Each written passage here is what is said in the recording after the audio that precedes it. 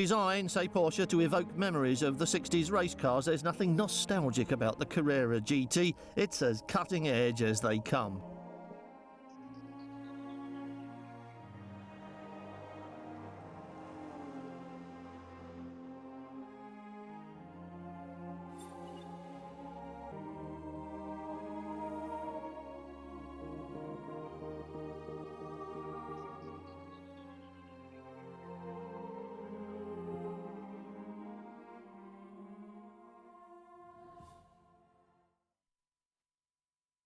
There's so much to say about this car that you could quite easily write a book about it, and it obviously won't be long before somebody does. It's a real racer, this, a lone wolf, and dressed like one as well.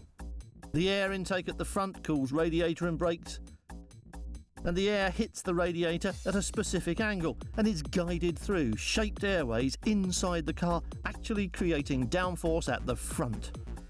Huge outlets ahead of the doors let the hot air escape cleanly, while the intakes behind the doors are gulping cold air into the engine bay. And those streamlined power domes running over the back of the car are perforated light alloy, helping heat to escape. A flat floor with a big diffuser at the back end also sticks the car to the ground, though it's an effect with a well-known trade-off price in terms of pure CD numbers. Porsche made that exchange happily, swapping amazing road-holding efficiency for a drag coefficient which is, they say grandly, of relatively little significance in practice.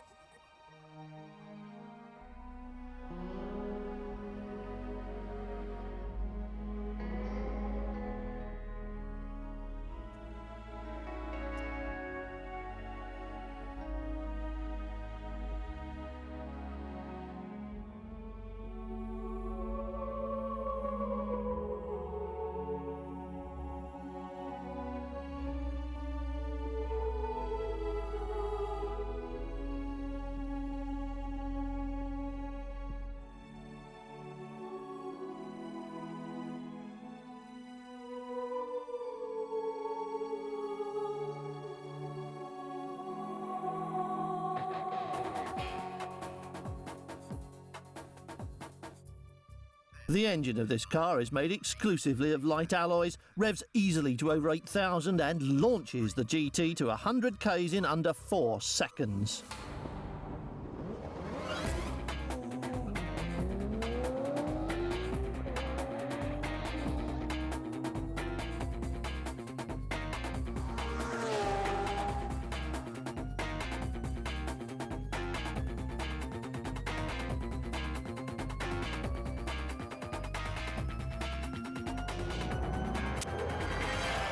The question now is whether there are 500 people who would and could spend up to $1 million on this car, and the answer is obvious. The harder one is, will future generations of Porsches, the cheap ones we can all afford, look like this? And they probably will.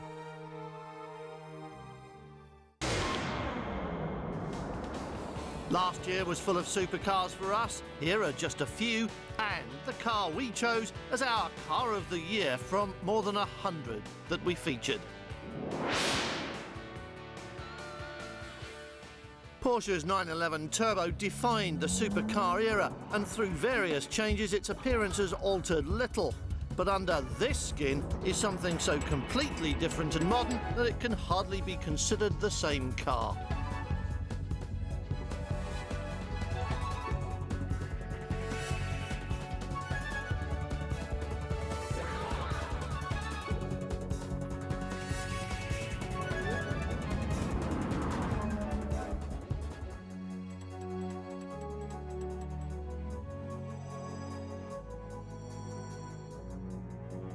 It's a rocket ship on four wheels, and that's the important bit, because being glued to the floor is what makes the 911 Turbo live.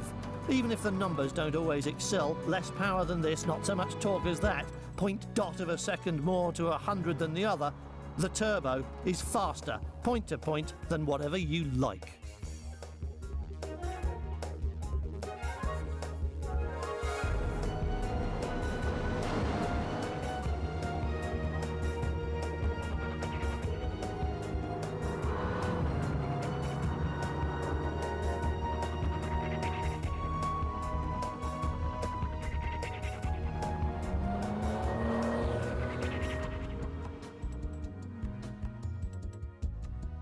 Porsche are on record as saying that aerodynamic efficiency expressed in terms of sexy low CED numbers is more or less irrelevant to the actual driving experience, which is a good thing when you look at the size of the air intakes across the front of the Turbo.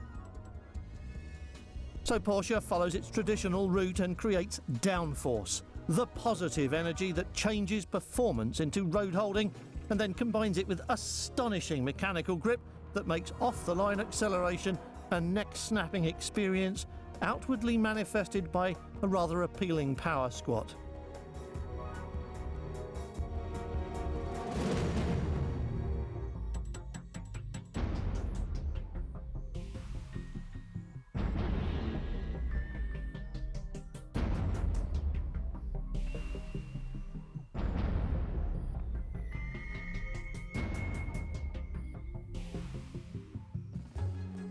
You'd expect the new Turbo to combine the very best traditional values of Porsche, driving flexibility and excellence, coupled with NATO-grade engineering, for example, and the very latest in new technology. And of course, you're not going to be disappointed. And not just electronics or composites, but ceramics as well. We're talking weapons-grade materials, a rock-hard durability that will never fade. A car that's a classic now and will still be one 30 years from now.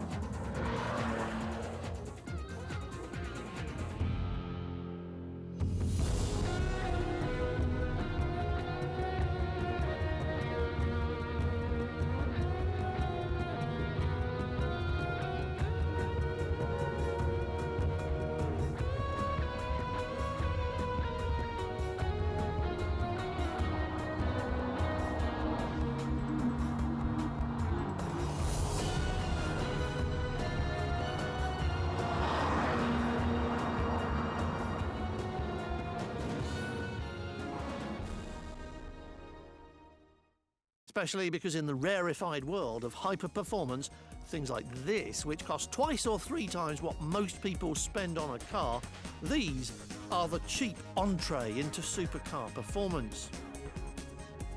And let's not be wrong about this. Porsche's original ethos was to make the best possible sports car for the best possible price, and though there's no doubt that today's Porsche price structure includes a significant premium for badge snobbery, this is still the best package for the money and regularly kicks butt all the way up the price scale in road test comparisons. And ironically, it was the arrival of the 959 in 1986 that started off the battle for supercar supremacy, although the term had been in use for more than 50 years.